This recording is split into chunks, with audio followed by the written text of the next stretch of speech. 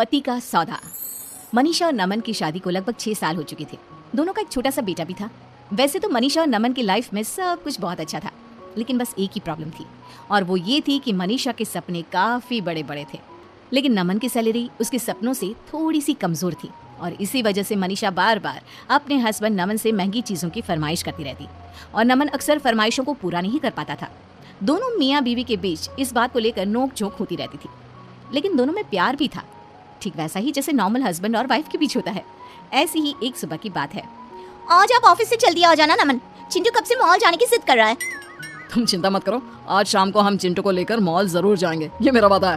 अच्छा सुनो, चिंटू को ना वो मॉल वाली टॉय शॉप से खिलौना भी खरीदना है, वो भी तुम्हें दिलवाना पड़ेगा। अरे मनीषा, ठीक वैसे के वैसे खिलौने मॉल के बाहर की दुकान पर भी मिल जाते हैं, वहाँ से खरीद लेंगे ना। मॉल की दुकानों पर टॉयज बहुत महंगे होते हैं। कर दी ना फिर वही मिडिल क्लास वाली बात, मेरा बेटा मॉल से ही खिलौना खरीदेगा। अरे लेकिन मनीषा, क्या फर्क पड़ता है, खिलौना चाहिए ना, कहीं से भी खरीदो। उसके साथ पढ़ने वाले उसके दोस्त ने कल ही उस मॉल की शोरूम से एक बहुत सुंदर खिलौना खरीदा है, मेरे बेटे को चिढ़ा रहा था।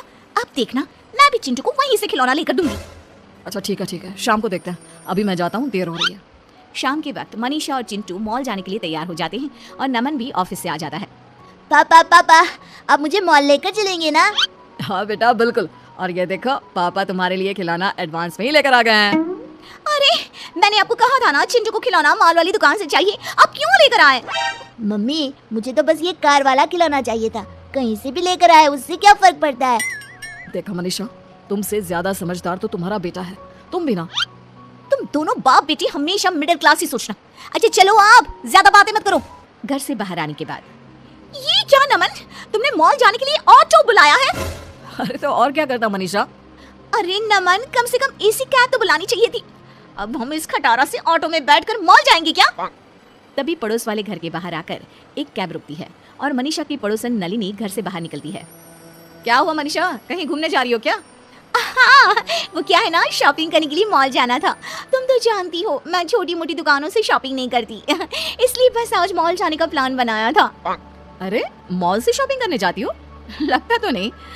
अगर मॉल से ही शॉपिंग करने जाती हो तो ऑटो में बैठकर क्यों जा रही हो? कैब क्यों नहीं बुक करवाई? देख तो सही कितनी गर्मी है बाहर। उफ। इतना कहकर नलिनी वहां से चली जाती है। नलिनी के जाने के बाद, नमन आप ना हमेशा मिडिल क्लास ही रहना। यहाँ मेरी पड़ोसन मेरी बेइज्जती करके चली गई, अब चलो ऑटो में बैठकर मॉल जाएंगे। अरे मनीषा, कब तक इस तरह दूसरों से अपनी तुलना करती रहोगी? तुम जानती हो ना मेरी तनख्वाह ज्यादा नहीं है। कुछ दिनों बाद, नमन मेरी बात सुनो, वो नलिनी का बेटा है ना, वो बड़े स्कूल में पढ़ता है। उसकी जो स्कूल बस आती है ना, उसमें तो एयर कंडीशन लगा हुआ है। और एक हमारा बेटा देखो छोटी सी स्कूल में पढ़ता है, टूटी सी वैन में बैठकर जाता है। अरे मनीषा, फिर से वही बात, तुम जानती हो ना हमारी फाइनेंशियल कंडीशन कैसी है। मैं कुछ नहीं जानती नमन, मुझे भी अपने चिंटू का एडमिशन बड़े वाले स्कूल में करवाना है। मेरा बेटा भी फर्राटेदार अंग्रेजी बोलेगा। अरे मम्मी, अंग्रेजी तो मैं अब भी फर्राटेदार बोलता हूँ, मैं भी तो इंग्लिश मीडियम स्कूल में पढ़ता हूँ। क्या हुआ अगर मेरे स्कूल का साइज थोड़ा छोटा है। अरे चुप कर, तू बहुत बीच में पटर पटर बोलता है। एक तो तेरे पापा और ऊपर से तू कभी नहीं सुधर सकते। देखो मनीषा, उस स्कूल की फीस 2 लाख रुपए है, और मेरी इतनी तनख्वाह ही नहीं तो मैं चिंटू को ऐसे स्कूल में कैसे पढ़ा सकता हूँ? तो क्या हमारा बच्चा पूरी जिंदगी उस छोटी सी स्कूल में पढ़ता रहेगा? अड़ोस पड़ोस के सारे बच्चों के सामने कितनी शर्म आती है मुझे। अरे मम्मी, मैंने कब कहा मुझे शर्म आती है? मुझे तो अपने स्कूल में बहुत मजा आता है। देखा तुमने। और वैसे भी मनीषा, बच्चा इंटेलिजेंट होना चाहिए, स्कूल बड़ा या छोटा होने से कोई फर्क नहीं पड़ता। एक दिन अचानक मनीषा की सहेली मेघना उसके घर आती है। अरे मेघना, इतने सालों के बाद भाई कॉलेज में पढ़ा करती थी, उसके बाद आज मिलना हो रहा है। अरे क्या बताऊं, शादी के बाद मैं कनाडा शिफ्ट हो गई थी। जैसे ही यहाँ आई तो सबसे पहले तुझसे मिलने का मन किया। अरे हाँ बिल्कुल, वैसे तुम तो कनाडा जाकर पूरी अंग्रेज हो गई हो। अरे यार, वो क्या है ना, इतना पैसे वाला ससुराल मिला है, सब कुछ है, प्रॉपर्टी, बड़ी बड़ी गाड़ियाँ, खूब सारे बंगले। अरे वाह, तुम्हारी तो किस्मत ही बदल गई यार, कितने लकी हो ना तुम। हाँ लकी तो मैं हूँ, खूब सारा पैसा, ऐश करने की सारी चीजें हैं मेरे पास, बस एक पति नहीं है। क्या मतलब पति नहीं है? अरे क्या बताऊँ, जिस लड़के से शादी हुई उसकी कनाडा में ऑलरेडी एक बीवी थी। उसने मुझसे शादी करने के बाद कहा, चाहो तो ये सारा धन दौलत तुम ले लो, लेकिन बस चुपचाप मुझसे दूर रहो। काफ़ी दिन तक तो मैं वहाँ रही, लेकिन फिर परेशान होकर यहाँ इंडिया आ गई। और तुम बताओ, तुम्हारे हस्बैंड कैसे हैं? एक मिनट, मैं तुम्हें अपने पति से मिलवाती हूँ। नमन जरा इधर तो आइए, ये देखिए मेरी सहेली मेघना कनाडा से आई है। नमस्ते नमस्ते मेघना जी, कैसी हैं आप? मैं बिल्कुल ठीक हूँ। मनीषा, तुम्हारी फ्रेंड आई है, उसके लिए कुछ खाने पीने की चीज लानी है तो मुझे बता दो, मैं बाजार से लेकर आता हूँ। नहीं नहीं नहीं, इसे तो कोल्ड कॉफी बहुत पसंद है और मैं इसके लिए अपने हाथों से बनाऊंगी। कैसी बात करती हो मनीषा, तुम्हारी सहेली आई है, तुम बैठकर बातें करो, कोल्ड कॉफी मैं बना कर लाता हूँ। नमन के किचन में जाने के बाद तुम्हारा पति तुमसे बहुत प्यार करता है। हाँ वो तो है, हमारा एक छोटा सा प्यारा सा बेटा भी है, चिंटू। तुम कितनी लकी हो ना, तुम्हें इतना प्यार करने वाला हस्बैंड मिला है। एक मुझे देखो।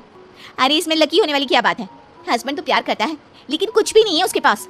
अरे बस ये छोटा सा घर है, कहने को एक गाड़ी भी नहीं है हमारे पास, और बेटा भी ना छोटे से स्कूल में पढ़ता है। वैसे तुम्हारी इस प्रॉब्लम का एक सोल्यूशन है मेरे पास। तुम कल मुझे अपने घर के पास वाले कॉफ़ी शॉप में आकर मिलो ना। और फिर अगले दिन कॉफ़ी शॉप में। बताओ तुमने मुझे यहाँ क्यों बुलाया, और इतनी बड़ी कॉफी शॉप, बहुत महंगी होगी ना। अरे तुम इस बात की चिंता क्यों करती हो, आज से तुम्हें इस बारे में सोचने की बिल्कुल भी जरूरत नहीं है। अरे लेकिन ये तो बताओ तुम चाहती क्या हो। तुम्हारा पति। हाँ मतलब पागल हो गई हो क्या, कैसी बात कर रही हो। अरे मनीषा देखो, शांति से सोचो। तुम मुझे अपना पति दे दो और बदले में ये मेरी बड़ी सी लग्जरी गाड़ी, मेरा बड़ा सा बंगला, मेरा सारा पैसा, प्रॉपर्टी सब तुम्हारा। देखो मेरे पास ना इन सब चीज़ों की कमी नहीं है, कमी है तो बस एक प्यार करने वाले पति की। क्या तुम सही कह रही हो, मतलब अगर मैं नमन को तुम्हारे साथ शेयर कर लूँ तो सब कुछ तुम्हारा जो भी है वो मेरा हो जाएगा, मेरा बेटा बड़े वाले स्कूल में पढ़ेगा और मैं मॉल से शॉपिंग कर सकूंगी। अरे मजाक थोड़ी ना कर रही हूँ, गाड़ी, ड्राइवर, महंगे कपड़े, ज्वेलरी सब कुछ तुम्हारा। बस बदले में मुझे तुम्हारा नमन दे दो यार। लगता है भगवान ने मेरी सुन ली, भले ही देर से सुनी लेकिन सुनी तो सही। अच्छा प्रॉब्लम ये है कि मैं अपने पति को इस चीज़ के लिए राजी कैसे करूँगी। देखो वो तुम्हारा प्रॉब्लम है, अब जल्दी से मेरी डील फाइनल कर दो और लो ये महंगी वाली कॉफ़ी पियो। और सुनो, तुम्हें बिल पे करने की भी ज़रूरत नहीं है। घर जाने के बाद देखो नमन, तुम्हारी तनख्वाह इतनी कम है कि मेरे सपने पूरे नहीं हो सकते, और इसलिए मैंने एक डिसीजन लिया है। कैसा डिसीजन।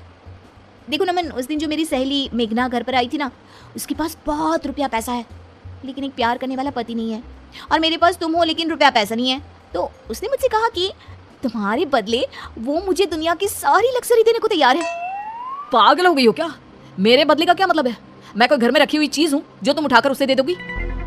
देखो नमन, अगर तुम मुझसे और अपने बेटे से जरा सा भी प्यार करते हो ना तो बस तुम्हें इस डील के लिए तैयार होना पड़ेगा। अब से तुम्हें मेघना के साथ रहना है इस घर में, और मैं मेघना के बड़े से बंगले में जाकर रहूंगी। मेरा बेटा बड़े वाले स्कूल में पढ़ेगा, हमारे पास एसी गाड़ी होगी, ड्राइवर होगा, सब कुछ होगा। देखो मेघना, ऐसा कुछ नहीं होने वाला, मैं कहीं नहीं जा रहा। अगर तुमने ऐसा नहीं किया ना तो मैं हमेशा के लिए चिंटू को लेकर ये घर छोड़कर चली जाऊंगी। मेघना की जिद के आगे नमन परेशान हो जाता है और फिर मेघना अपना पति मनीषा को दे देती है। कुछ दिनों के बाद मम्मी मुझे पापा चाहिए, मुझे पापा के पास रहना है। सही कहते हो बेटा, तुम्हारे पापा के बिना तो मेरा भी मन नहीं लगता। कितने दिन हो गए हैं वो घर ही नहीं आए। चलो हम उनसे मिलने के लिए चलते हैं। चिंटू और मनीषा नमन से मिलने के लिए अपने पुराने घर में जाते हैं। वहां जाकर देखते हैं कि मेघना और नमन उस छोटे से घर में भी काफी खुश थे। अरे आओ मनीषा, बहुत दिनों के बाद आना हुआ। वो क्या है ना, नमन की बहुत याद आ रही थी इसलिए। पापा आप हमारे साथ रहिए ना, हम आपके साथ इस छोटे से घर में भी रहने को तैयार है। लेकिन बेटा, तुम्हारी मम्मी को तो बड़ा घर चाहिए। अगर तुम्हें मेरे साथ रहना है तो यहाँ मेघना आंटी के साथ रहना पड़ेगा, पुराने घर में। मैं यहाँ रहने के लिए तैयार हूँ, उस बड़े से घर में और बड़ी गाड़ी में। मम्मी को जाने दो, मुझे नहीं जाना। अरे ये तुम क्या कह रहे हो, मैंने तुम्हारी वजह से ये डिसीजन लिया था। देखो मनीषा, ये डिसीजन तुमने मेरे बेटे की वजह से नहीं बल्कि अपने बड़े बड़े सपनों को पूरा करने के लिए लिया था। मेरी गलती का मुझे एहसास हो गया है, अब मैं आपके साथ रहना चाहती हूँ। लेकिन अब तो ऐसा नहीं हो सकता। तुमने पेपर साइन किए हैं और हमारा सौदा हुआ था, प्रॉपर्टी तुम्हारी और पति मेरा। नमन आप कुछ कहिए ना, ये मेरे साथ ऐसा नहीं कर सकती। देखो मेघना, मनीषा ने जो कुछ भी किया है तुमने कहा वैसा ही किया है। अब मेरे हाथ में कुछ भी नहीं है, तुमने सब कुछ खो दिया, अपना बेटा भी और पति भी। लेकिन मुझे इस छोटे से घर में भी सब कुछ मिल गया।